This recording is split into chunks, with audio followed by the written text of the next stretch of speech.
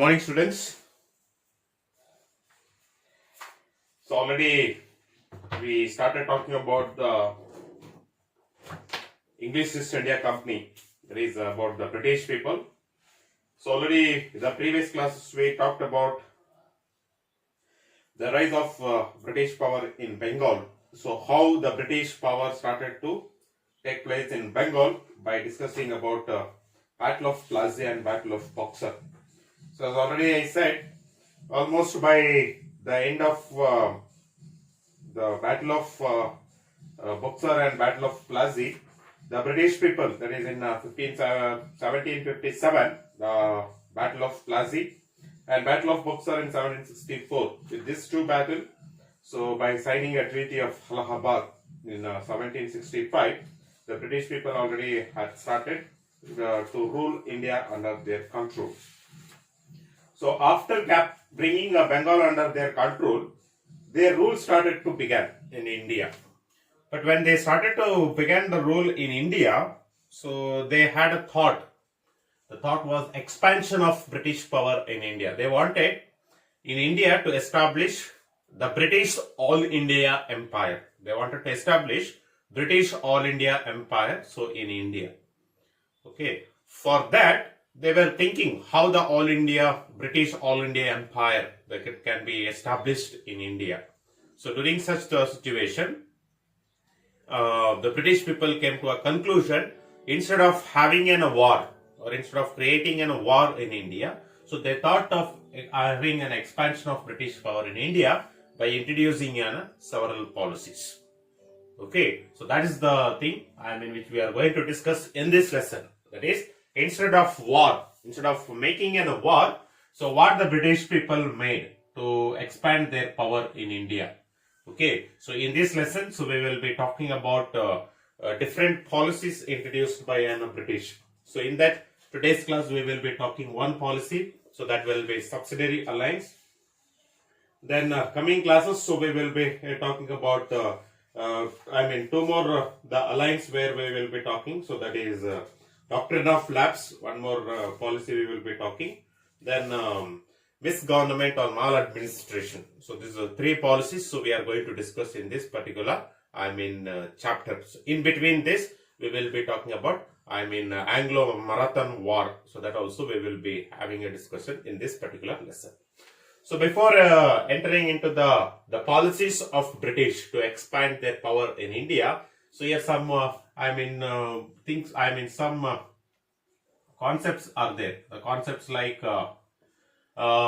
English East India Company.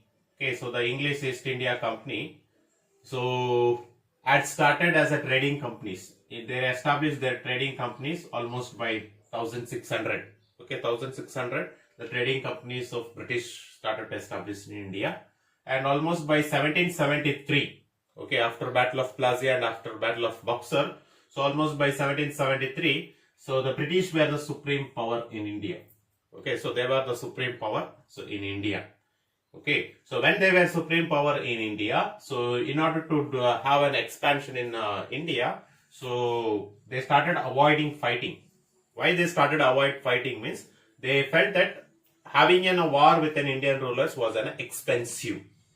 Okay, so it will affect the administration of a British people so in India. So by thinking that, so the British people came out with a plan, so that is called strategic policies. Instead of having wars, so let us have policies. Let us introduce policies, and with that policies, let us start the expansion so in India. Okay, so that thought started to come in the mind of the British people. So keeping that thought in their mind, so they started to introduce different types of policies in India, and the policies were like peaceful annexation, and some policies was having the military conquest, especially the subsidiary alliance. This was a peaceful policy to us. Then next, what we are talking about, doctrine of lapse. So that was doctrine of lapse. So that was military conquest. Okay. Then we are having the third policy. So that is misgovernment or maladministration. So we call it. So these three policies they started to introduce. With these three policies, they started their expansion of their British power so in India. So in that, today we are talking the first and foremost policy, so that is called subsidiary alliance. Okay, so in this topic, subsidiary alliance, first we will talk what do you mean by subsidiary alliance. Then we will talk about certain terms and conditions of subsidiary alliance. The next class we will talk about effects of subsidiary alliance and disadvantages of subsidiary alliance. So like this, the four concepts we are going to discuss under this particular concept or under this particular subject. So that is subsidiary alliance. So today's class we will cover only the definition and the terms and conditions. Okay, so next class we will be talking about the effects and the disadvantages of this subsidiary alliance. When we talk about subsidiary alliance, so very important is it is introduced by Lord Wellesley, the Governor General of India. Okay, so he was the Governor General of India. So between 1797 to 1805. Okay, so this was the Lord Wellesley's governor as an Governor General of India. This was his duration. So during his governorship, so he introduced this subsidiary alliance policy or subsidiary alliance system. In India. So what is the subsidiary alliance system? Okay, what is the subsidiary alliance system? If you see any rulers. Okay, so any rulers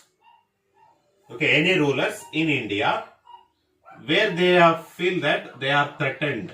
Threatened means to their kingdom. If there is any threat internally or externally within India or outside the India. Okay, so during that time they are encouraged. Okay, they are encouraged to seek the help of or enter into the alliance with British. Okay, keep in mind any rulers. Okay, any rulers in India when they feel that there is a threat to their kingdom, it's nothing but security to their kingdom, internally or externally. Okay, such situation, they can seek the help from British. If they seek the help from British, that means they are entering into one alliance. Okay, one alliance.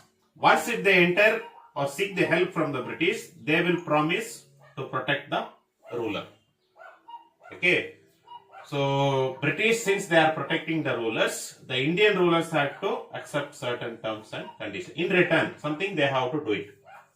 Okay, British people simply they won't promise the Indian, to protect the Indian ruler. No. In return, they wanted something from the Indian ruler. Okay, so that's nothing but certain terms and conditions. And this system is known as a subsidiary alliance. And in India, the first kingdom to accept this subsidiary alliance was, that is the Nizams of Hyderabad. Okay, Nizams of Hyderabad, the regional kingdom, that was the first kingdom to accept this subsidiary alliance policy. Okay, so that is the definition of subsidiary alliance policy, so which we are having it. Okay, well the concept which we are having it. So when we go with the terms and conditions, suppose if a kingdom enters into this subsidiary alliance, so in return what they have to do? Who? The Indian rulers. Okay, the Indian rulers. So in return what they have to do? Okay, what are the certain terms and conditions? So if you see, the first and foremost condition is the British troops would be permanently placed in the territories. Okay, British troops will be permanently placed under territories. Suppose if any kingdom seeks, any Indian rulers, if they seek the help, in that particular kingdom, the British soldiers, here troops is nothing but the soldiers. Okay, troops is nothing but soldiers. They will be placed in the particular territories in order to protect. Okay, so in order to protect the particular ruler who has accepted this subsidiary alliance. Okay, so this is the first terms and conditions which we are having it. Second, the terms what we are having is Indian rulers would have to pay for the maintenance of the troops. The soldiers, those who are staying, okay, the soldiers, those who are staying in the territory permanently, they are supposed to be paid. Your payment can be either in kind or cash. Okay, your payment can be either in a kind or cash. Okay, this is the second the terms and conditions, so which we are having it. Okay, and the third one we are having, that is, he had to keep a British official at his court.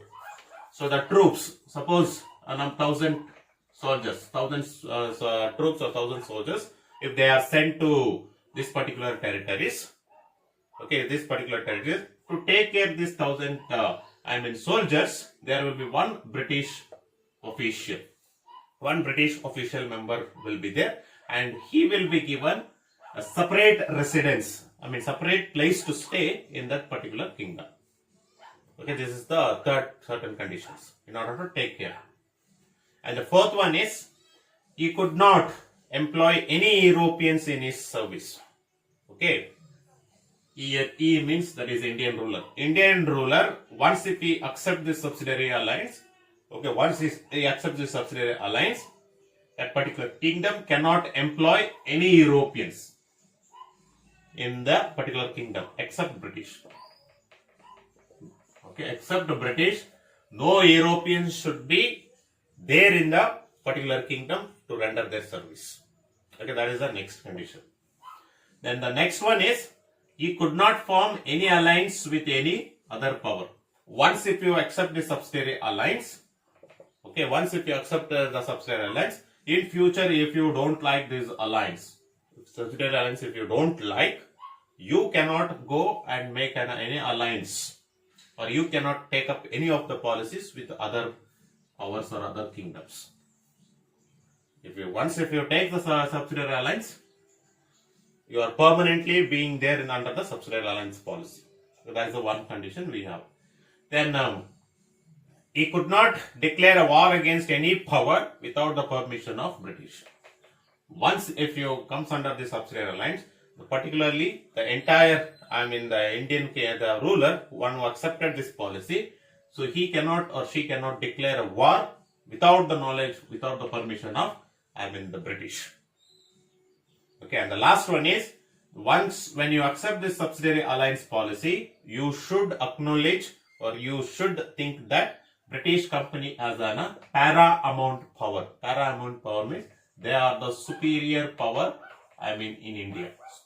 Paramount power means superior power in India. That you have to acknowledge, or that your thought in your mind, it should be there. If you are accepting these conditions, then you can take up this subsidiary alliance policy. Almost many regional kingdoms had taken up this policies. So in that, first one was Nizams of Hyderabad. So they are the first group of people to accept this subsidiary alliance policy, which we are having it. So that's about the subsidiary alliance and the terms and conditions of subsidiary alliance, so which we are having it. So next class, so we will go when this policy was implemented, or when this policy was taken up, what were the effects of this policy was there, and how the disadvantages of this policy, or what was the disadvantages of this policy. So in India, to the Indian rulers, we had it. So that two concepts, so we will discuss it in the next class. After that, we will go with the remaining two policies and one more concept. So that is the Anglo-Maratha Wars. Okay, that are the two concepts which we are going to discuss. So subsidiary alliance is very important. First and foremost, who introduced it? The definition, and it's all 7 terms and conditions. Okay, they are very important. Subsidiary alliance policy or subsidiary alliance, it's a very important concept, so which you should know it. Okay, so next class, so we will go with the remaining 2 more topics of under the subsidiary alliance. Then we will get into the remaining topics. Thank you.